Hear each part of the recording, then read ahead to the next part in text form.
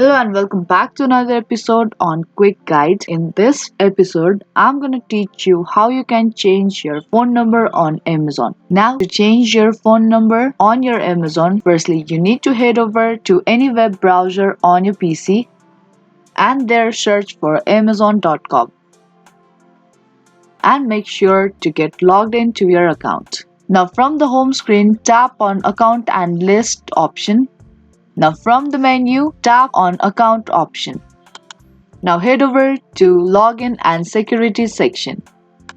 Once you tap on it, your login details will be appear on your screen. Now here you can see this primary mobile number option. If you have already add your phone number, then it will show your phone number here and you will be able to see edit button instead of add button. Now tap on edit button and then you will be asked to add a new phone number. Type in your new phone number and tap on continue button. Once you tap on continue button, it will send you one-time verification code to your new mobile number that you have entered. Now enter your OTP and then tap on continue button. After that, you will be asked for your account password to verify and continue. Type in your account password and then tap on continue button. And once you tap on continue button, your mobile number will be changed and you can see that mobile number here.